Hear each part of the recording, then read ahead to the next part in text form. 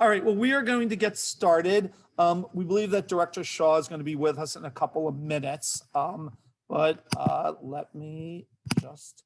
So, good afternoon, everyone, and thank you for joining us to kick off Affordable Housing Month with today's critical conversation about how to expand affordable housing opportunities across the Bay Area. My name is Todd David, and for those of you who do not know me, I'm the Executive Director of the Housing Action Coalition. We're extremely excited about today's program and about how many of you have tuned in, which is why I'm actually going to take a moment to plug two upcoming Housing Action Coalition events. They're going to be taking place this month that will likely be of interest to many of you. First, this Friday, May 7th at 4 p.m., we will have a conversation with a California Assembly member, Tim Grayson, about what he and other pro-housing lawmakers in Sacramento are doing to help alleviate our state's housing challenges. Please join us and bring your housing questions. The registration link is in the chat. Second, you won't want to miss our 15th annual Spring Symposium on Wednesday, May 26th from 11:45 a.m. to 1:30 p.m. You can take a long lunch and hear from HUD Senior Advisor Richard Cho, the mayors of San Francisco, Oakland, and San Jose, and our media roundtable of housing reporters from Vox, LA Times, KQED, as they discuss the most exciting and innovative solutions to our housing crisis in the Bay Area, across California, and around the country. The registration for link is also in the chat. And now back to affordable housing. So for those who do not know, the Housing Action Coalition is about a 22-year-old pro-housing organization. We advocate for housing at all levels of affordability. So when we think about that, we're thinking about 100% subsidized traditional affordable housing, missing middle income housing, and market rate housing. Obviously today, we're going to be concentrating on the 100% affordable housing. And for such an important topic, we're fortunate to be joined by speakers who have devoted their careers to making affordable housing more widely available to our region's residents. I want to thank them for taking time out of their busy schedules to join us today. And I also want to thank our excellent co-hosts for turning out such a large crowd. Our co-hosts include Silicon Valley at Home, Greenbelt Alliance, the United Democratic Club, Silicon Valley Leadership Group, California YIMBY, and YIMBY Action. Building deed-restricted, subsidized affordable housing in every city and neighborhood in the Bay Area is a critical part of solving our affordability and displacement crisis. To get that done, it will take a concerted collaboration between the public, private, and nonprofit sectors. And in just a moment, our expert panel will share their perspectives on how to successfully forge such partnerships. With that, I'd like to introduce our moderator. She is a member of the a board member of the Housing Action Coalition and the manager of the Chan Zuckerberg Initiative, the housing manager for the Chan Zuckerberg Initiative. Thank you, Xiomara Cisneros, for leading our conversation. Thanks, Todd, for that introduction. Really excited to be here, day one of Affordable Housing Month. Let's get this party started. I hope y'all have your cocktails. I just have water in here. It would make a really interesting conversation if it was vodka, but maybe another time. Let's go ahead and introduce our speakers, our experts. First off, we have Sam Moss, the ED for Mission Housing Development Corporation. He oversees the day-to-day administrative efforts, including assets, program, and services. Since he took the reins in September 2013, he has grown the organization to 32 employees, added the construction of more than 1,000 new and 100% affordable housing units to the Mission Housing pipeline. He was appointed as commissioner for the San Francisco's Building Inspection Commission in 2018. And in 2017, the late San Francisco Mayor Ed Lee appointed Sam to the Treasure Island Development Authority Board of Directors. He is a founding member of the YIMBY Action Coalition, and I don't know if I actually said YIMBY Action, there you go. And previously sat on HAC's executive committee team. And he's the advisory board member for the Mexican Museum and San Francisco. So with that, yes, and his wife is saying in the chat, very impressive, which I agree, Laura Foote. And with that, I would like for each of the panelists to just take 30 seconds, since I'm going to go ahead and introduce each of you, just express why Affordable Housing Month is important to you. So Sam. Thank you, and thanks for the introduction. I'm really honored to be here. This is a great panel. You know, for me, I think Affordable Housing Month is so important because of the visibility. You know, our industry unfortunately suffers from some bad opinions about it that's founded, you know, from decades ago with failed public housing attempts and things like that. And the current affordable housing industry is so great and does such a good job, you know, in terms of the high quality housing that we build and run, that having a month like this where we can really kind of normalize affordable housing and not make it this mythical creature that some people think that it is, I think is really important. So thank you. Awesome, thank you. And okay, so I'm not as prepared as I should be right now. Next, we have Maureen, and I had like one job, and I always like to say your name correctly, which is embarrassing because my name is Xiomara Cisneros. It's like a really hard, complicated name. So, but beautiful. Maureen, yeah, I like it now. I didn't like it so much growing up. Maureen Sedonaen. Sedonaen, you did. Ah, all right. Well, I was close. Thanks. A lot of vowels. Yeah, yeah. All right. So you are the Chief Executive Officer for San Francisco Habitat for Humanity. You bring over 30 years of leadership experience, and one of your top priorities was to execute the organization's ambitious growth plans, including doubling home building efforts by 2025.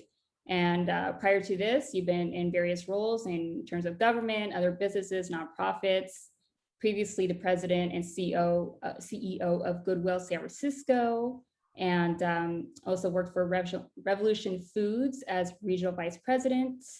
Also founded and served as president and CEO for the Youth Leadership Institute for 20 years. And she serves as the board of directors of the Marin Community Foundation and the Center for Volunteer and Nonprofit Leadership and the Youth Leadership Institutes. Impressive resume, Maureen. Can you tell us why Affordable Housing Month? You're like, I know. Yeah, no, that's really kind of you. Thank you so much, Marie. One of my faves. And one of the reasons I love affordable housing is because of the people. And I love Affordable Housing Month because all of you who join this call care about something in our communities that's a crisis that we're all working together on. And I think one of the things that I love about my role at Habitat and Habitat in general, and also this field, is everyone's just so willing to be partners, to roll up their sleeves, to be a thought partner, to be an actual partner in building. We'll talk a little bit more about that.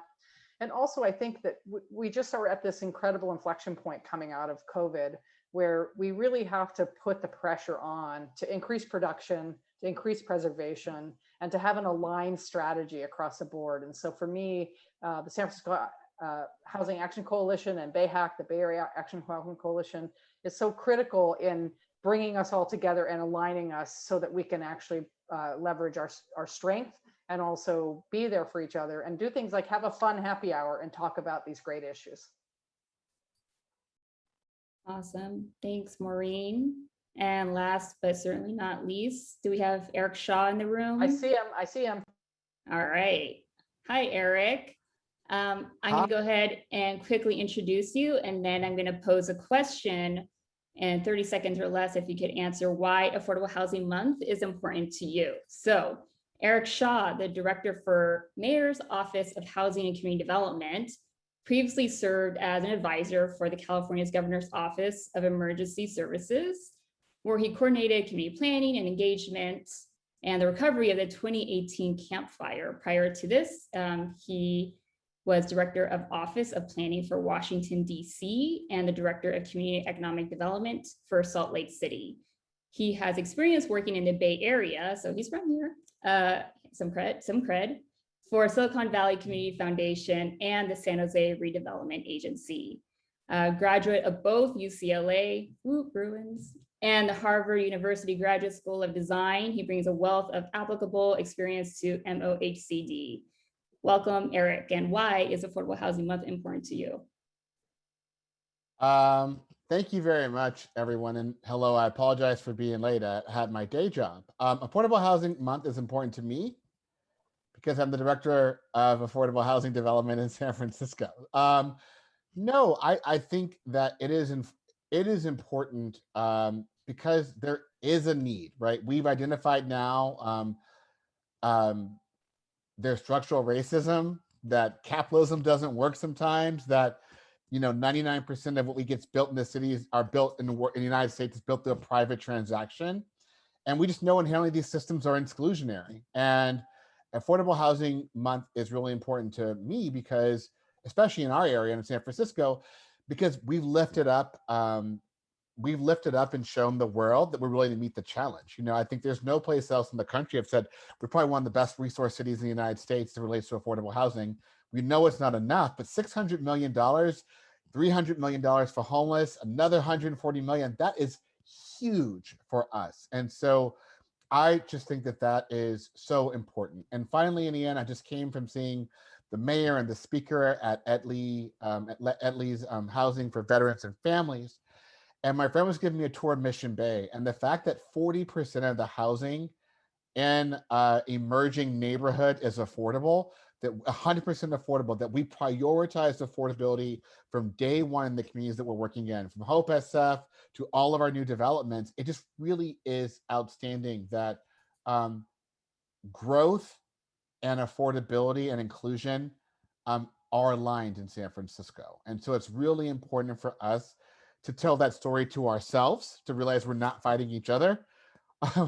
We actually believe in the same things. And it's just great. That was more than 30 seconds, but I'm excited. Thank you. I appreciate that and share the excitement. That's really exciting. I was into a heart thing too. I saw you raise your hand, Maureen, and I was like, did you want to come in? Yeah, like let's do the heart. I was trying to do like high five, but I failed. Yeah. All right. Well, thanks everyone for being here. And I know some of you have some presentations. Sam, did you want to kick us off and talk a little bit about more affordable housing? Sure. Yeah. Thank you.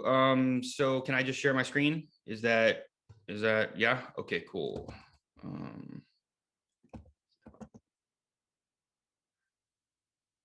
Sorry. Okay. I am having trouble. Sorry, everybody. Give me 2 seconds. So, all right, I'm having a little bit of trouble. I think I can just do this anyway. I could do this. Sorry, guys, I'll have to do this without my presentation. One thing that we wanted to talk about today is, what is affordable housing? Affordable housing has a lot of different meanings for a lot of different people. There is what I believe a lot of people think with affordable housing is just that there is, housing that is affordable to the normal person. And that can be, what people typically believe when they say we need more affordable housing. For the purpose of today, at least a part of the discussion, we can discuss, thank you, Xiomara, you are awesome. I really appreciate that. As an executive director, I reserve the right to not actually know how any of this technology works. It is my God-given right as an ED, and I just want everyone to know they can do that. So Mission Housing is founded in 1971. We are a nonprofit affordable housing developer. And what that means is Mission Housing builds and runs government regulated and subsidized housing for low-income families, individuals, and seniors throughout San Francisco. We are called Mission Housing Development Corporation. And of course, as our name says, the majority of our properties are in the Mission, but we have since grown. We have properties in Mission Bay. We're a co-developer at the Balboa Reservoir. We're about to break ground above the Balboa BART station. And so we actually do believe that the West Side has a lot more to give when it comes to affordable housing. So we currently have 38 buildings with 1,000 more units in our pipeline. And we have approximately 3,000 tenants. We're hoping to have about 4,000 over the next 5 to 10 years. And most importantly, our largest and most important department is our resident services. And we have about 50 plus partners, including Habitat for Humanity that we partner with on various projects. So what is subsidized affordable housing? What it is a mechanism where a nonprofit affordable housing development company partners with a government agency. Most of the time nowadays, it is with the San Francisco Mayor's Office of Housing. Thank you, Eric. Eric always gives us all the money we want, no questions asked. But this picture is a really good example of the relationship of how the rent gets paid. And so when people say Section 8, Section 8 is kind of a euphemism for all things affordable housing, but what it really is a rental subsidy.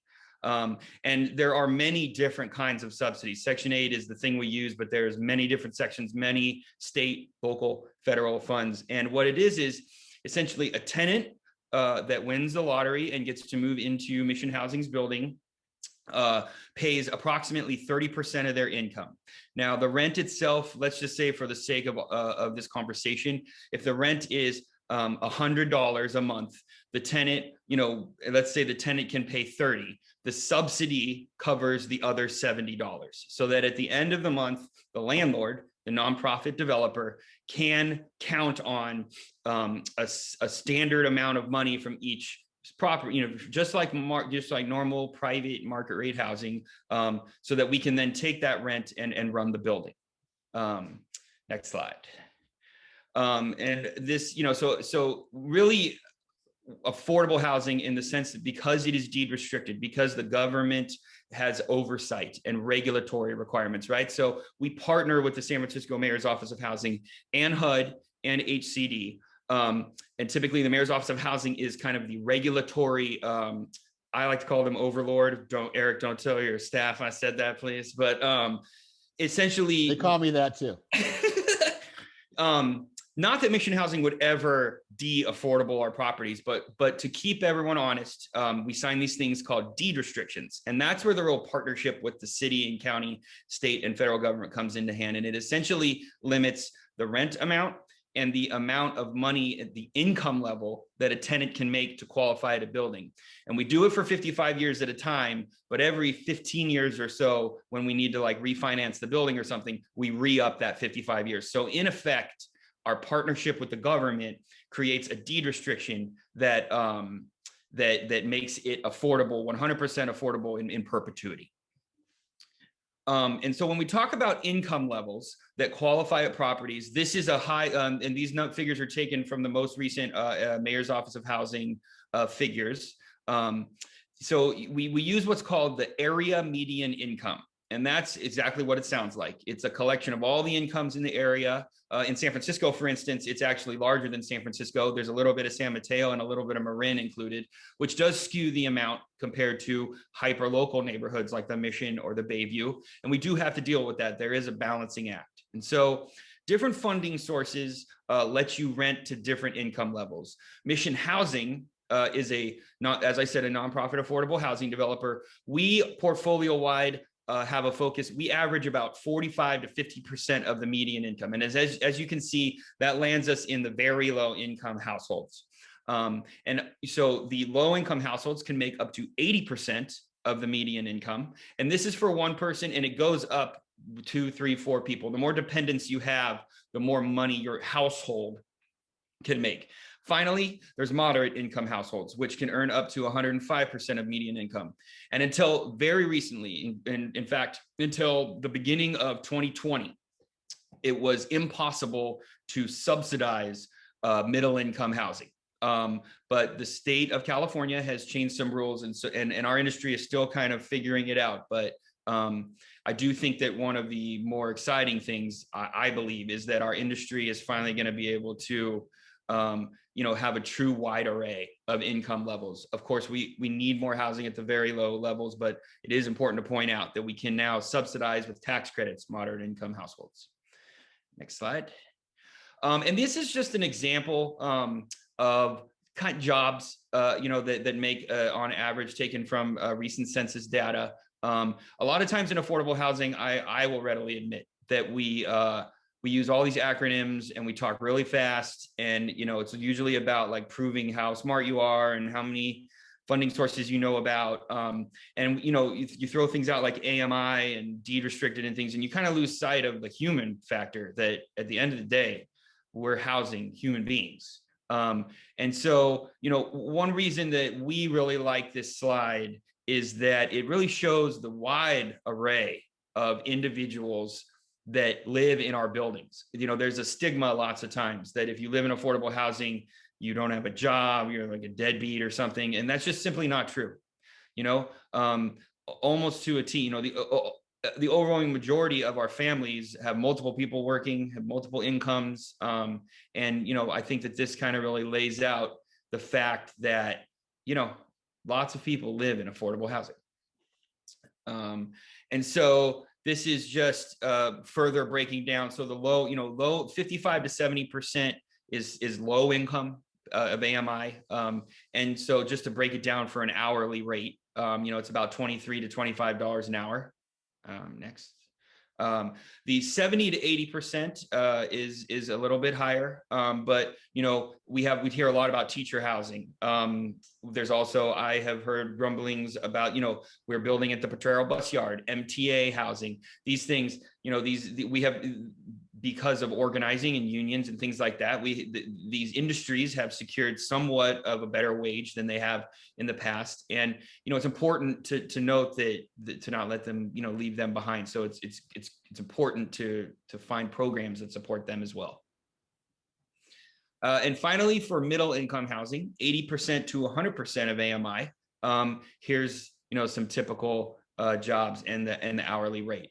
And I think it's important to point out that our buildings tend to run the gamut of income levels. At the Balboa Upper Yard, for instance, we will go from literally 0% AMI up to 110% AMI. We hear a lot about like segregation and things like that. And I think that's ironic because, our buildings are truly mixed income and I think have a level of diversity that most market rate buildings might even, wish that they had. And the main level of diversity is actually the income levels that range at one building or another. So just to close it out, these just a few article headlines. Mission housing, who needs affordable housing? Like everyone needs everyone. All people need affordable housing. Some people can afford it more than others, right?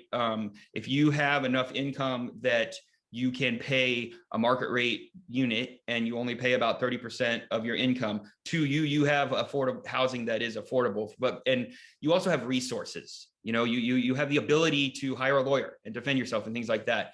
And so the low income, Mission housing, we see ourselves as kind of a social safety net for our low income communities. And now more than ever, affordable, especially after COVID, affordable housing is important now more than ever. And I think one thing that people don't realize is that what I always like to say is, like us affordable housing developers, we're not in the eviction business. And so, we get our tenants and we expect them to be there forever. We might have to work with them a lot. They might have just gotten housing for the first time in their lives. But, now more than ever, I think it's important to note that the nonprofit affordable housing industry is centered around not just housing people, but keeping them housed so that they can raise families or be productive on their own. Thank you.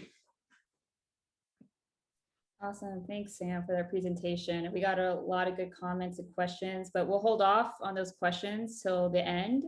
So thank you again, Sam. And Maureen, you're next.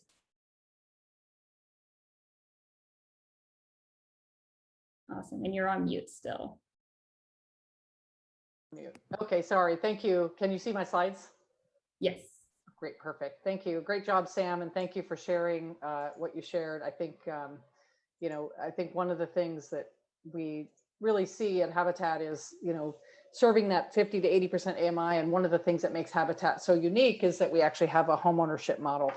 So I'm just going to share a little bit about what we're doing in homeownership, and then talk a little bit about what some of the advocacy and legislation work we're doing, and then I'll save a lot of other comments for the question and answer time. But so here's what we've completed, the homes that we've developed so far. You can see throughout the peninsula, we're Habitat of Marin, San Francisco, and San Mateo counties. So the sort of the Bay Area region. You can see what we've completed there, and then also the projects that we have in our pipeline, including the project that we're doing with Sam at Balboa Reservoir. Thank you, Sam, and the mayor's office, and also Amber Drive with support from the mayor's office of housing. Really excited about that. A 99-year-old that donated his mother's home, and we're able to put 8 homes on that at Diamond Heights. And so that's really an exciting project as well. So why does the homeownership matter? Well, we think we're one of the only providers of homeownership opportunities. And we just think it's a really important way for people to both matriculate out of maybe long-time affordable rental to go to that next level and become that first-time home buyer. And also for folks to be able to own homes and build that credit and build that equity and build wealth in their lifetime. So a couple of things I put here: narrowing the racial ownership and racial wealth gap by increasing local, state, and national funding for home ownership is really important. About 96% of all funding for affordable housing goes to rental, which is important, but we really think that it's also important to include home ownership opportunities in that pie. So we're glad and excited that our partners see that as well. First-time low-income home buyers, they're able to propel their families forward. And I'm going to share some statistics with you, but not only by saving and having the opportunity to save and build towards their kids' futures, but we're seeing, and through our 10-year research, that actually we're seeing the results of parents who weren't able to go to college, where 21%, 65% of their kids are able to go on and go to college by becoming Habitat homeowners. And finally, it impacts people by counting rooms, not doors. And I know this is always a little bit of a discussion in our field. And I think, again, we think it's important to look at how many people are totally being served by the number of units that are being provided. We think that this really is an important reparation to create more home ownership for people of color in the United States. We did a horrible job in our many generations back of creating an equity by zoning people out, by racially profiling people in lending and credit, et cetera. And so we're really dedicated. Habitat's model is a 0 down, 0% interest loan for those homeowners. And we cap their housing expenses at 30%. So they're able to actually save for other things. And home equity is a primary wealth builder in America. And so we want to see more people have this opportunity. We think we all in this group tonight, all of you that are here, share this common goal. 35% of Bay Area homeowners are people of color, although they make up 60% of the population. At Habitat, we're really proud to say that 85% of our homeowners are people of color. So you can see here some statistics. I won't read them all, but incredible outcomes for families, whether it's educational, community engagement, stress, health, pride, et cetera, all the things that really do matter.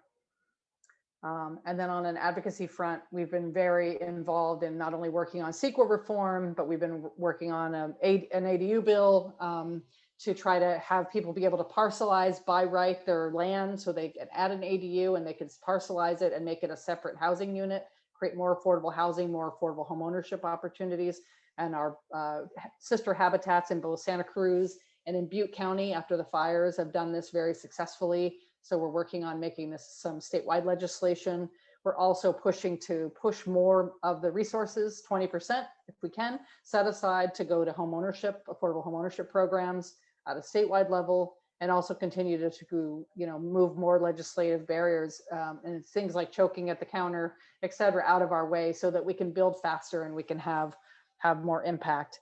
So as you all know, sometimes on a local level, the political whims of a particular city council get in the way of building more affordable home ownership. So we're really appreciating the united front that we've been able to build in the field, where we can start to look and push for legislation that moves us forward. So I'm going to stop there and answer questions, but that's your quick summary of why home ownership matters. And back to you, Xiomara. Xiomara, this is Todd. I'm just going to jump in and ask Maureen a quick question. As the executive director, Sam says, executive directors get certain privileges. So Maureen, could you speak a little bit to the history of low and middle income affordable housing or home ownership, and why does it seem to have struggled to get the attention that it should be and the resources that it should be receiving? Yeah, that's a great question. And thanks, Todd. And I'll say a couple things. I think, for one thing, I think that a lot of the money that was pushed out of government agencies in the 50s and 60s and the war on poverty in particular in the 70s really created a model where we were sort of building, as Sam said, a sort of Section 8 psyche, or a sort of psychological frame around what people needed. And what they needed was to be in completely subsidized housing without any thought about matriculating out of it. And so that stability would be really good for them. Secondly, we incentivize communities through LIHTC and other tax benefits and community benefits for people to build a small amount of affordable homeownership when they're building homeownership. And so it's really hard to make your project pencil when you're doing this model. So the truth is that, it's very difficult for people to create homeownership models in affordable housing for this area, for this wage, income band of families. So that's been not very politically sexy to sort of say, hey, let's push this money forward. A third thing I would say is that there's been sort of people feeling like down payment assistance is the solution and it's going to sort of answer the call. And in certain cases, it certainly does. But again, it doesn't, sometimes it only benefits that one family, and sometimes it benefits that family and then for a very long tail, and then a city gets that money back and is able to recycle it. And so part of what we're pushing for at Habitat nationally and statewide is to say home ownership has to be part of the equation.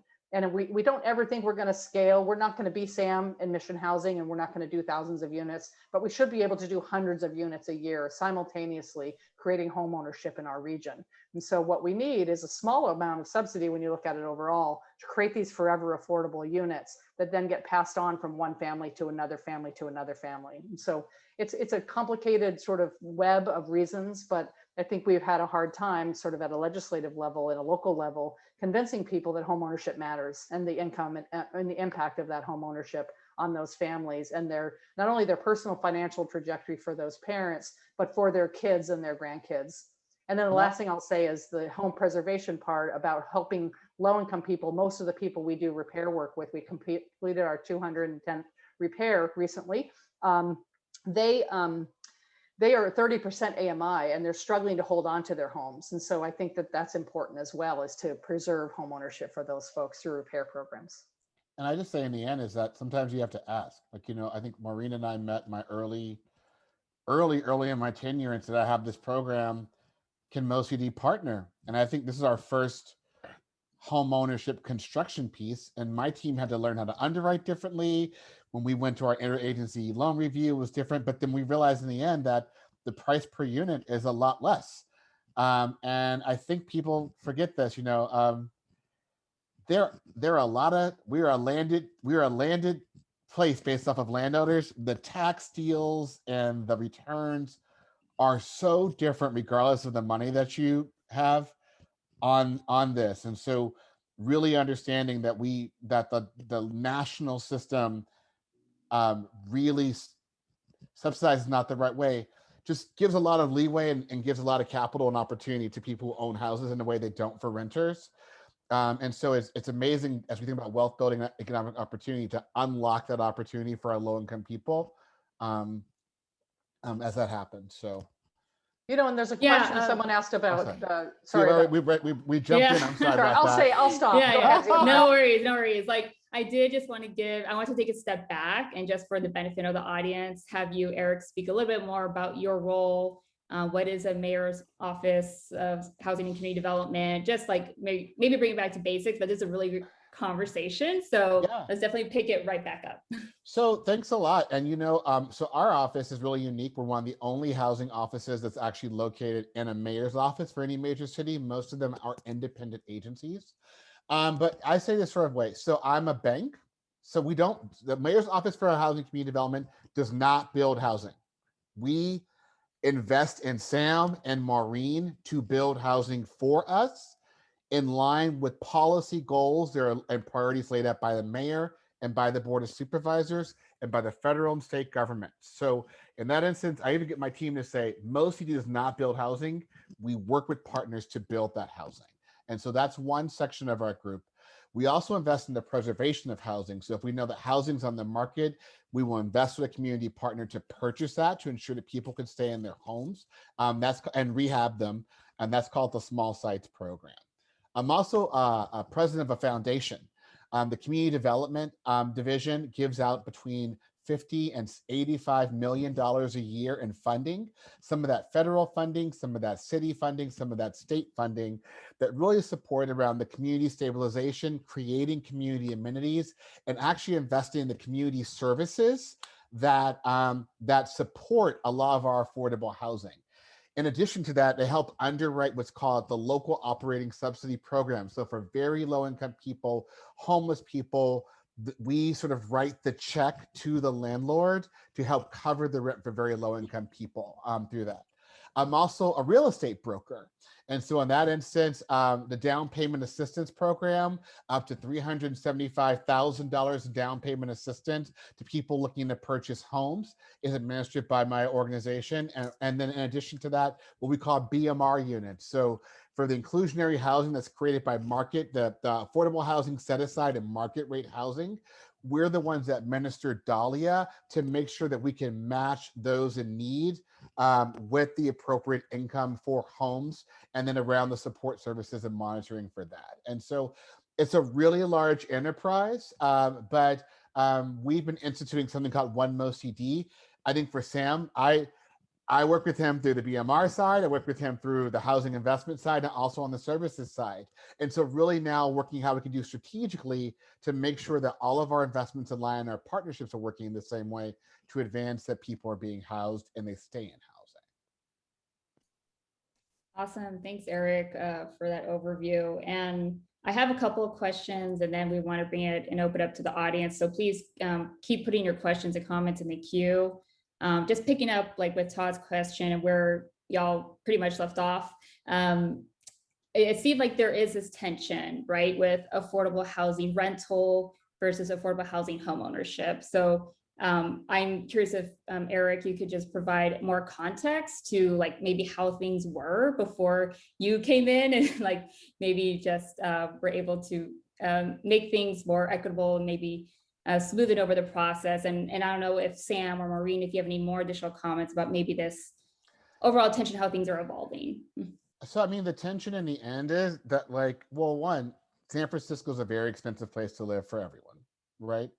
Second of all, we segment our product in a way that isn't natural. So if you think about how someone actually lives, you start in a studio. When you live with your parents, you know, hopefully, you progress to a studio, you progress to a single family home, you move through here. And so the way our system sort of works is we have these very rigid types because of income or by investment. And I think right now we're trying to figure out a more seamless way to find partners, to give flexibility to Sam and Maureen, to understand how people, what they do really well. But just say in the end that, like, if you want to live in San Francisco, there is more than one way to live in San Francisco. And I think Sam and Maureen and I had this conversation, me, Xiomara, right, that we need to like give this flexibility and opportunity, right, for everyone, from homelessness and permanent supportive housing, all the way up to home ownership for people who may make families that may make $200,000 a year, but it's $1.2 million a year for a house. And so the idea right now is, the hope for me in working with you all is really creating the continuum of opportunity and the continuum of choice. That's how we keep people in San Francisco, and that's how we keep opportunity in San Francisco.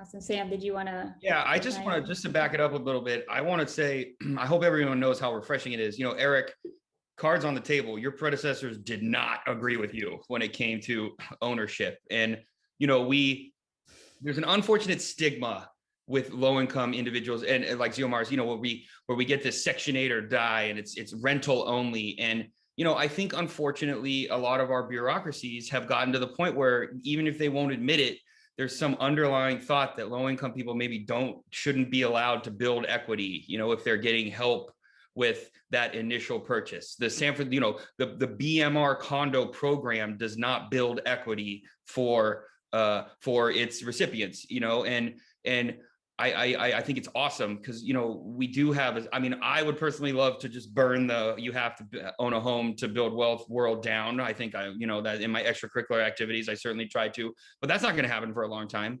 And it is true in this country that we have made it so that building wealth, owning a home is the major way to do that. And I think it's great that the Mayor's Office of Housing is finally, you know, Eric, that you got your people to underwrite it. Because I assure you, Maureen was told no many times, you know, and I do think it's kind of this weird stigma that people think, well, if we're giving a government subsidy, then they shouldn't be allowed to build equity. But then we turn around and we let people have mortgage interest tax deductions for their third vacation home. Like that isn't the biggest subsidy that we give in the world. So I just really want to applaud Eric and the Mayor's Office of Housing for having an open mind, because like you said, I mean, everything we got to do everything we can to We deal just with. identified that Section 8 vouchers can also be used for down payment assistance and home ownership now Right. too. Like we're looking at that model as That's we launch the awesome. Dreamkeepers initiative. So how can there be other supports and still build that?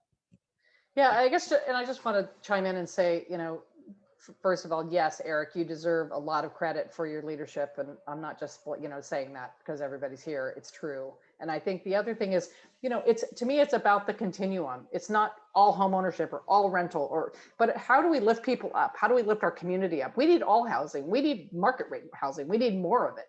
And so we've got to figure out how to do that across our very expensive region and take advantage of opportunities. So that's why some of this advocacy and legislative work is so important. We've got to get all the things out of the way that people use as blocks, when really what it is they just don't want affordable housing in their neighborhood. They think it's a great idea as long as it happens over there. And so I think it's just, you know, and I do think like with the partnership that we have at Balboa Reservoir is a great example. So it's Avalon Bay, it's Bridge Housing, it's Mission Housing, and it's Habitat. So we've been able to get all kinds of the spectrum of housing in one community and be able to build that. And with childcare, thank you, Sam. So I think it's just really amazing that we can do these things when we come together and we don't try to tear each other down. We try to lift each other up and say, how do we do these things together?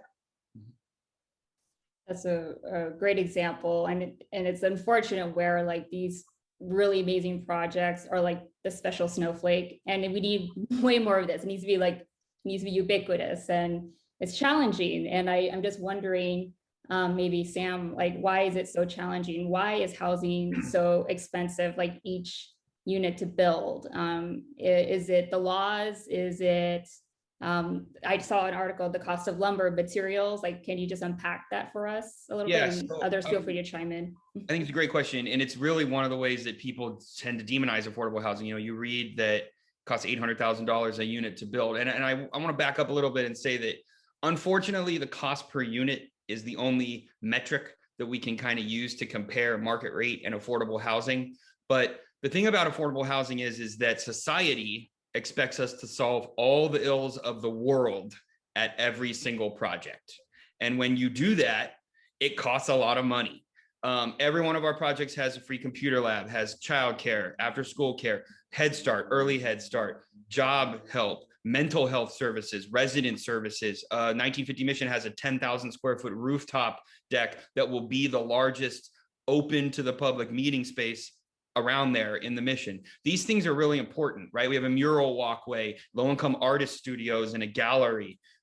These things are really important, and we have to provide them because, to be frank, if we don't, the government really isn't. When Reagan defunded HUD, when the Federal Department of Public Health was defunded, a lot of the social safety net that a lot of, say, upper class, mostly white people, take it for granted, it just doesn't exist. And the thing about these buildings is that when we build these big 150 unit buildings, we have space to provide the community rooms, to do the ground floor space. And then finally, we're building nice buildings. There's this horrible stigma that like affordable housing should be cheap housing, right? Like that's good. Like that isn't just the worst thing to think in the world. But so, I think if you compare our industry, especially now, to the 70s, the 80s, the 90s, there is a lot more focus now on kind of taking out that bite of the apple as much as we can when we get the opportunity to build.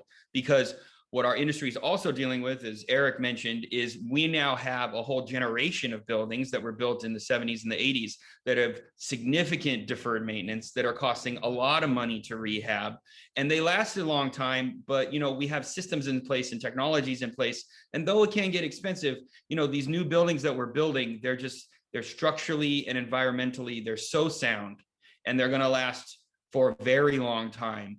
And so, when you couple all that up, and of course we're prevailing wage minimum, Mission Housing uses union labor only, or at least whenever humanly possible, which we believe in, it tends to add up. And so, the actual cost per unit is actually, it's closer to like $450,000 or $500,000. It's of the actual apartment unit.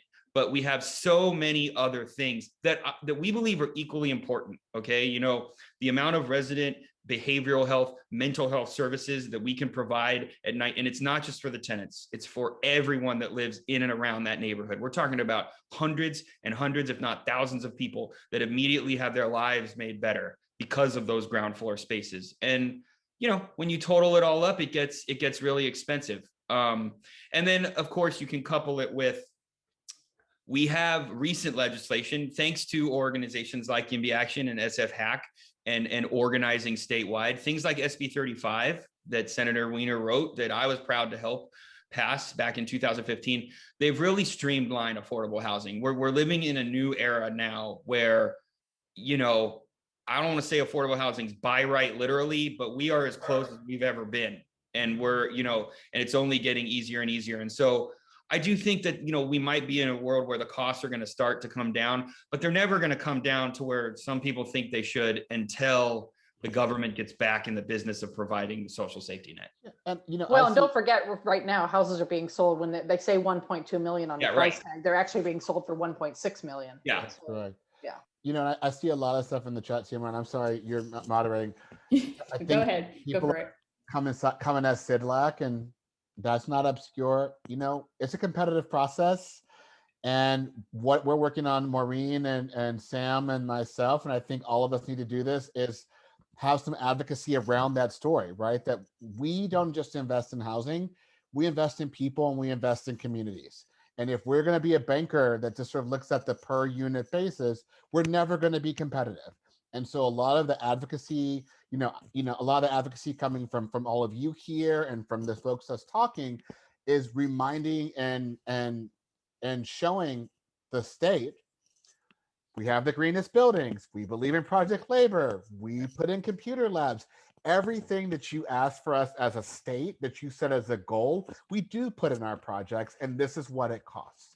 And so I think that it's okay to put the appropriate pressure on SIDLAC, but I think the other story needs to be told of, we are happy we create beautiful, inclusive housing that enhances community. And let me tell you this right now, I will never compromise on strong design. I would never compromise on accountability for racial equity. I would never compromise on labor. I mean, so these ideas right now for us are things we're not going to price out. We're not going to compromise on engagement if it takes more money. But, so in the end, we just have to own the fact that we are hopefully doing good and doing our housing and making our city stronger and sustaining those who are here. Mm-hmm. And so I know we're talking about SIDLAC. Don't call them and yell at them. Don't. I'm fine with that. They're all friends of the Bay Area. But tell them the story about how you care about that building that came in, or how you were helped, or how someone you love got opportunity because we build affordable housing the way we do in San Francisco. Mm-hmm. That's what I need from the advocacy community as we go up there as well. I hear a clear call to action and a lot of the changing the hearts and minds and the importance of narrative. So thank you, Eric, for lifting that up. I want to go a little bit into the audience questions. One of them is like a kind of a back to basics one, which is about Section 8, just like a better understanding of Section 8 being used for market redevelopments versus just affordable housing. I don't know, Sam, if you just want to clarify Section 8 in general. Certainly. So there's two kinds of Section 8. There is project-based Section 8, and that is what Mission Housing uses. That is where the owner, the landlord, let's say that there's a 100-unit building, they will have a contract with HUD directly so that each unit has its own Section 8 subsidy. That's how we do. Now, there's also personal Section 8 subsidies where an individual or a family can go to the housing authority in whatever county they live, and they can get a subsidy that they should, in theory, be able to take to any market rate or private nonprofit development. Mission Housing has some projects that we own that don't have Section 8 contracts. They have tax credits and other things. And we do have some families that have brought Section 8 subsidies to them. So there are two different kinds. I think you don't need to read too far into the news to know that we still live, unfortunately, in a world where private market rate landlords segregate, deny Section 8 subsidies all the time. That is illegal under fair housing. But there are two different kinds. It is differentiating is kind of a wonky thing, but that's what Section 8 is. Awesome. Thanks, Sam, for that clarification. And I see another question, and I don't mean to keep pitting affordable housing versus or affordable rental housing versus home ownership. Affordable housing. Don't worry, we're used to it. Yeah, we're here. Yeah, that's it. Yeah, and that's the other question. And it doesn't have to be either or, right? Or not mutually Hopefully it's exclusive not, right. things, Yeah. right? And I think that's what this question is getting at in terms of when we think about how expensive it is in the Bay Area, when costs or housing selling prices are 1.36, it's disgusting, $1 million. How do we balance that need to maybe Well, listen, want to build? Let's get to 20% is affordable homeownership in the scale of what we're putting money towards from a public subsidy. Let's understand that we're not benefiting just one family. We're benefiting multiple families for multiple generations that are going to get an opportunity to become first-time home buyers. Let's not forget that we want some of the folks who are in our affordable rentals to matriculate to home ownership, and then ultimately, some of them are going to matriculate to market rate ownership. It might not be in the Bay Area, but it might still be. And so I think we just have to see the ecosystem as a healthy thing. One of the things I want to reach out to my brothers and sisters who are here tonight with us and say, we have to stop slitting each other's throats in the alley over money. We have to support the work that we're doing and stop judging each other's models. If you have a way to improve Habitat's model, call me. Let's talk about it. It's been 30 years, 40 years, tried and true across the nation, but we're happy to talk about it. And it's about radical inclusivity, and it's about moving the needle for people of color to become homeowners in our region. And I am unapologetic about that. And the second thing I will say is that, home ownership matters for people because it also builds community in a model like ours, where it's a self-help model. It doesn't mean what I'm doing is any more important than what Sam is doing. He is absolutely 100% a valued ally and colleague, and I'm so excited that we're doing something together. We're also partnering with private developers who are doing building. So it all matters to get the work done. And so I'm just making my emphatic speech that I think we have to, really see this as not just, we can be our own worst enemies sometimes when we cut each other in the throat in the alley. And let's just talk about responsibility too, right? As a person who got a ninja loan at 26, and thank God I was in a market, I was able to flip my space. Excuse my French, I would have been fucked for 15 years, my credit, my psychology, and my life, because the market was predatory. It was preying on people. And we tie in services, opportunities, counseling, eviction defense, tenant support, collaboration between these folks to really understand how to help people, right? And so within all of these models that's focused from OCD and from our mayor is, let's take care of the most vulnerable and let's give them the stability that they need, and what they call it wraparound services, right?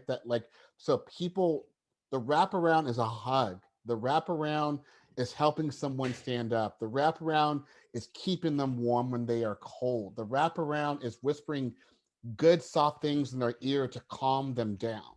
And so just as we think about all these kind of things, I can tell you the trauma of the fear of almost being foreclosed on, and the idea of risk, and the idea of opportunity. And it really is no risk, no reward. But part of the job of the city and our job as our partners is to mitigate the risk to create the opportunity.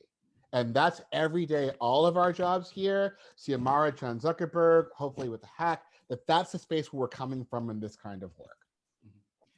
I also want to add that not the equity part, but a lot of what people associate with home ownership is security, in the sense that they're not going to be worried about getting Ellis acted or evicted, or, you know, they talk about kind of being the master of their own domain in their own space. And a unique thing about at least the way Mission, you know, the way Mission Housing runs our buildings and the nonprofit affordable is that security is, our tenants do have that. You know, we are a landlord, but we really kind of strive to ensure that when they move in, they know that that is their space. We don't go into that space without giving them days of notice. We don't, you know, that is their space. And we do so by we instill a sense of community, and we want them to be proud of their building, of their home. And so I do think that a unique part of nonprofit affordable housing development is that while it is rental and it is actually private, it does really historically and statistically provide for a much more secure type of housing. All right, so we're at time, but I did have one more question, and hopefully you each can answer in 30 seconds or less. But I wanted to know what your affordable housing wish in San Francisco, regionally, or statewide in the capital. And maybe if you can't have one, do all of them, just do one of them. But yeah, I don't know who wants to go first. I wish that HUD would turn Section 8 back on. If HUD turned Section 8 back on, literally tens of thousands of units around the country would pencil out immediately. And it would help so much if HUD would just do that like they did in the 70s. Maureen, Eric? Go ahead, Eric. No, whatever Sam and Maureen say, then they call me and then I say, okay, how much? I want Eric to award Mission Housing all the RFPs. Oh wait, too late. You only got one wish. And I want to apologize for everyone. I forgot that we were on being taped, and I'm still the director for the mayor's office. I should not have said a bad word. I would deeply apologize for that. I do not use that language in real life or in work life. Maureen. My wish is that we can get more resources into affordable home ownership and increase that space in the affordable housing sort of ecosystem, and that we can help people understand that the small amount of subsidy that we need in order to do that could help us scale immensely across our region and our state. So, and that people would stop doing baseless CEQA lawsuits. Okay, there we go.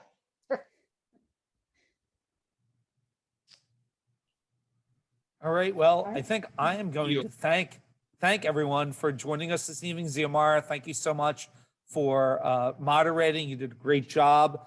Yay, Xiomara.